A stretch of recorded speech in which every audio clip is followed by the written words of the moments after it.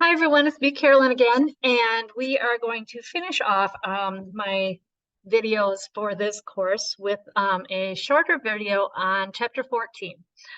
We've talked about scatter plots and finding that best fit line. We learned how to find the correlation coefficient. We learned how to find the best fit line in Excel.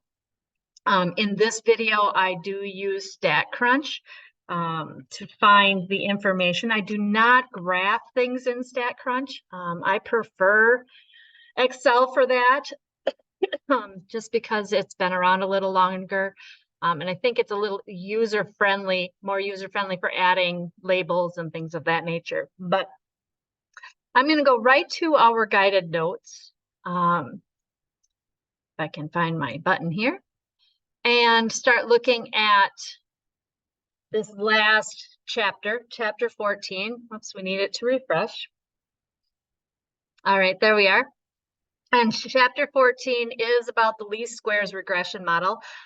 That's a really fancy name for our best fit line. So we're putting a straight line through data. And the way they do it is they look at all the differences in their X's and the Y's, and they find the least squares and they regress. And it's a very complicated technique. And our textbook does have all of the formulas listed in there. If you are truly interested in learning about them, please read through that information. A lot of times in today's world, in this class that I'm teaching, students don't need to know all the mathematical details. We will be learning how to use technology to give us the results. So just kind of some information first of all. This is going to be the more sophisticated test for finding, is that line statistically significant, and should we use it to make predictions to represent our data, with, of course, reminding you within the range of our data values. We do not want to go outside that range, because once we move outside that range, that line may not be significant anymore. Okay, but let's just kind of go back.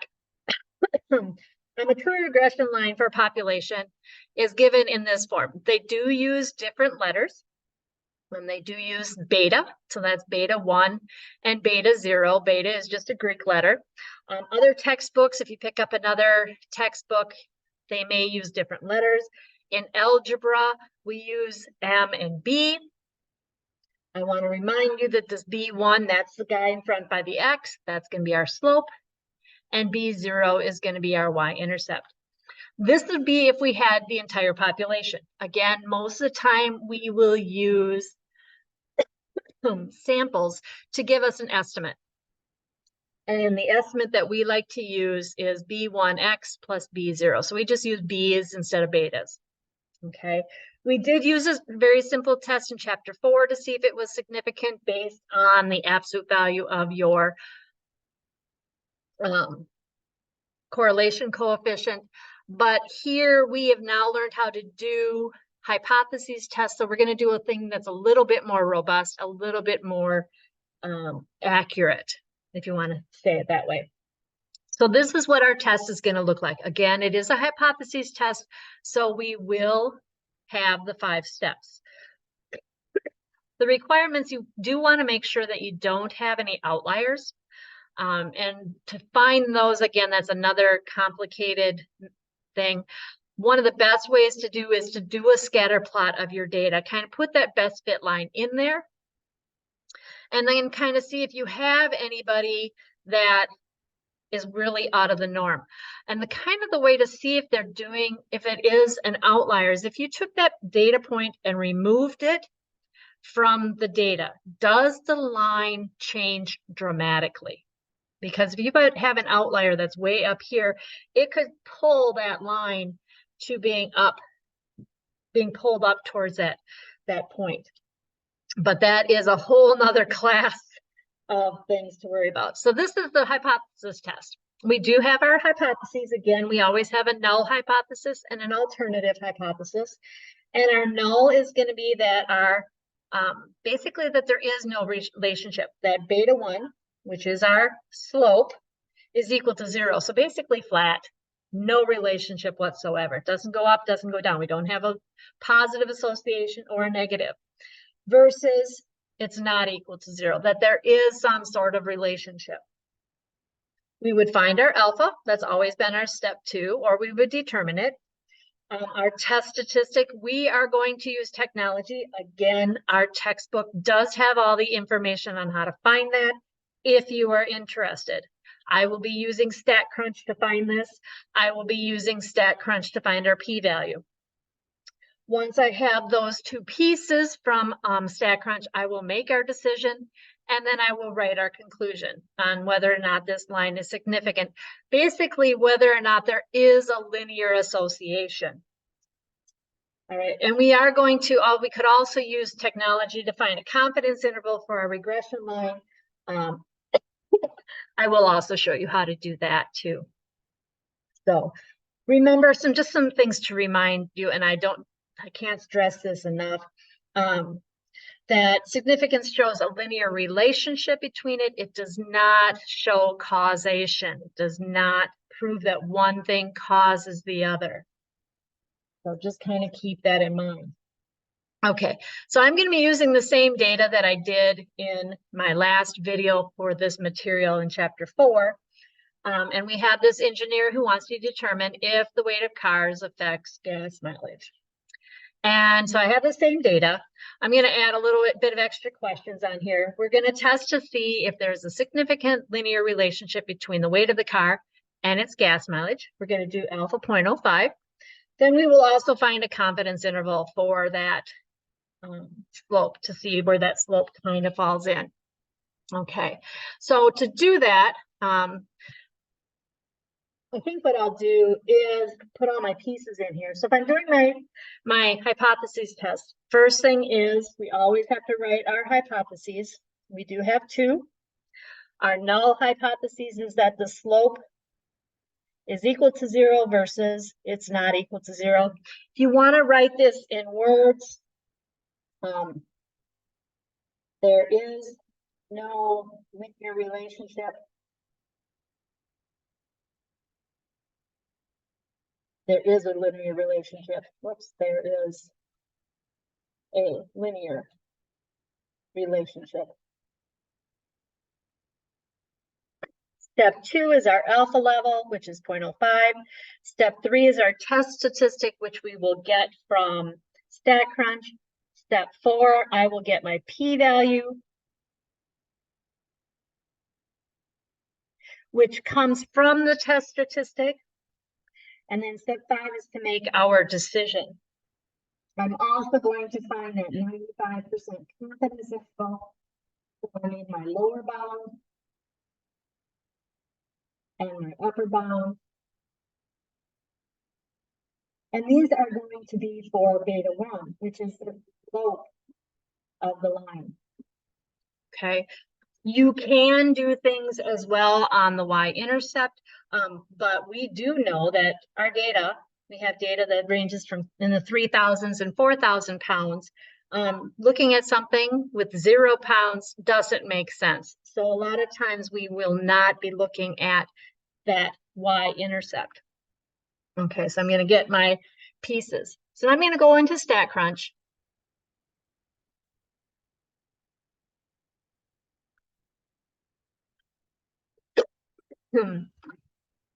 Okay, and here's StatCrunch, and what I've done is I have typed in the data. So in this column, I put the weight in, and I put my miles per gallon.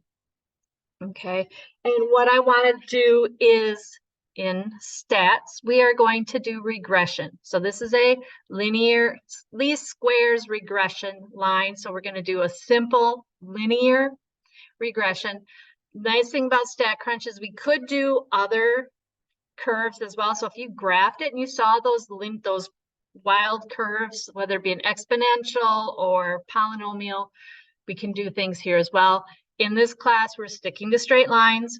So we're going to do a simple linear regression. My X variable, that was my weight. So I'm going to select that. My Y variable, that, whoops, come back here. My y variable was my miles per gallon. My hypothesis test is the slope is 0 versus slope is not 0. They automatically do both of them for you, so you don't need to worry about it. And I'm going to compute.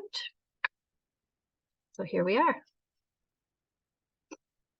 Okay, so we have some information, and I'm going to kind of write down this information. Here is my intercept, that 37.35689, and there's that slope. I'll write those on my paper here so I have them when we come back. 37.356 or so. Maybe I should round that to a 7. 357. My slope is a negative 0.00467. Let's put 468. Okay. Down here we have all of our pieces. Okay. Our test statistic here, this is what we're looking for. So I'm going to kind of zoom over. Oops, that's not what I wanted to do. Slide over. Here we go. Okay, here's that point, or that test statistic. So that T stat right here is my test statistic, that negative 4.4, because that is the one that goes along with our slope. Remembering we are doing a test on our slope. And here is our p-value, 0.0023. Okay, so that is the information for our hypothesis test. This is extra information down below. Feel free to kind of learn about that. That would be for future classes or future sections of this chapter. Our class ends with just the hypothesis test on the slope. We can also, like I said, find our confidence interval, same place, except you'll notice we're going to do a confidence interval. So again, our x's were in the weight. Our y values was our miles per gallon, and we want to do a confidence level, and I did say 95%. So I will compute. Okay, I'm going to kind of look here as well. So there is our piece. So again, we're doing it on our slope, not our intercept. So I'm looking at the bottom line of our section here, and we've got that lower limit, and we've got the upper limit. So our lower limit is a negative 0.00712. Our upper limit is a negative 0.00222.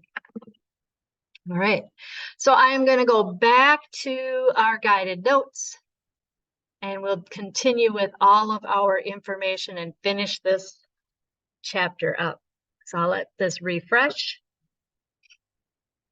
Okay, so here was our test statistic that I pulled off of StatCrunch, which leads to our p-value. So when you're doing a hypothesis test, you do want to make sure to put all of these pieces in there. Also, if you were doing this for my tests or my assignments, I always like to see the StatCrunch that gave it to you, just to make sure you had all the data typed in correctly. Now we're ready to do our conclusion. So what we do is look at our p-value. Since this p-value is smaller than the 0.05, we reject H naught, which means there is significant evidence